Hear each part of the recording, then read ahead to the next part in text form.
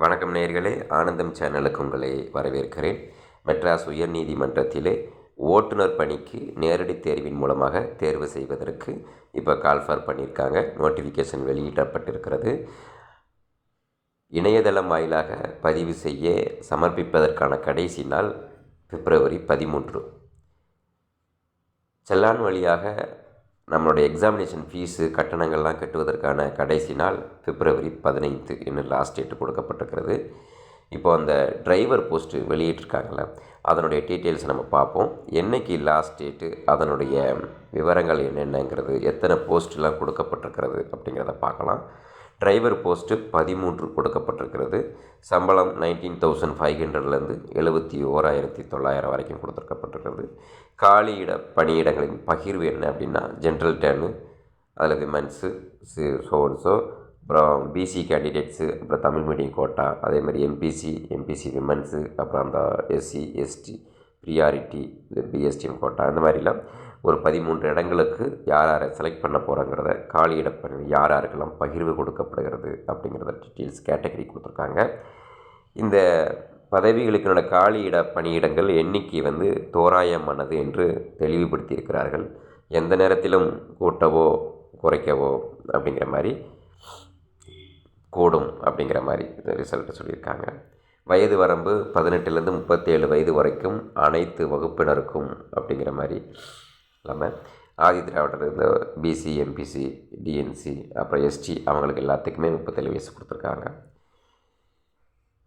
General candidates, அந்த சாராதவர்கள் 18லேருந்து 32 வயது வரைக்கும் மட்டும்தானா.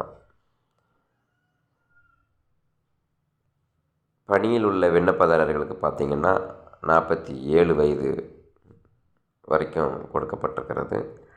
விண்ணப்பதாரர்கள் என்றைக்கு பிறந்திருக்கணும், 2006க்கு பின்னர் பிறந்தவராக இருக்கக்கூடாதுன்னு எழுதியிருக்காங்க. அதன் பிறகு தேர்வு கட்டணங்கள் 500 ரூபா கொடுக்கப்படுகிறது. முழு விலக்குங்கிறது அந்த டிஸ்ட்ரிக்டிவ் விடோ, அப்புறம் பிஹெச் கேண்டிடேட்ஸ் அவங்களுக்கெல்லாம் முழு விலக்கு கொடுக்கப்பட்டிருக்கிறது.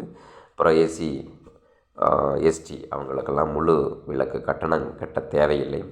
இதற்கு கல்வி தகுதி என்ன அப்படின்னா, அறிக்கை தேதி என்று 10ஆம் வகுப்பு இல்லைன்னா அதற்கு இணையான கல்வி படிப்பை நிறைவு செய்திருக்க வேண்டும். 10th பாஸ் பண்ணியிருந்தால் 10th லெவலில் இருந்த போது இப்பணிக்கு இலகுரக வாகனத்திற்கான ஓட்டுநர் உரிமம் கண்டிப்பாக பெற்றிருக்க வேண்டும் அப்படின்னு சொல்லியிருக்காங்க. இதில் எப்படி செலெக்ஷன் ப்ரொசீஜர் அப்படின்னா, எக்ஸாம் எழுதணும், அப்புறம் ப்ராக்டிக்கல் டெஸ்ட் வைக்கிறாங்க, அப்புறம் இன்டர்வியூ வைக்கிறாங்க. இந்த 3மே வைக்கப்படுகிறது.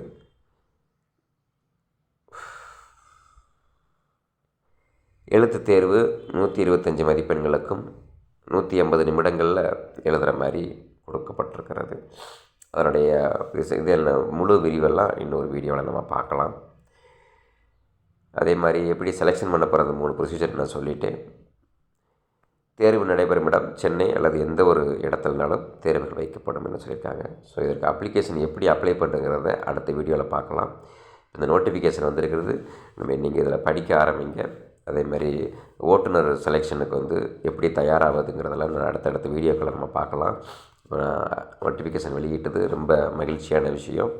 எல்லாருமே தேர்வுக்கு தயாராக இருக்க, யார் யாரெல்லாம் எலிஜிபிளோ அவங்கெல்லாம் அப்ளை பண்ணுவதற்கும் முயற்சி செய்யுங்க. கண்டிப்பாக கிடைக்கும். நன்றி, வணக்கம்.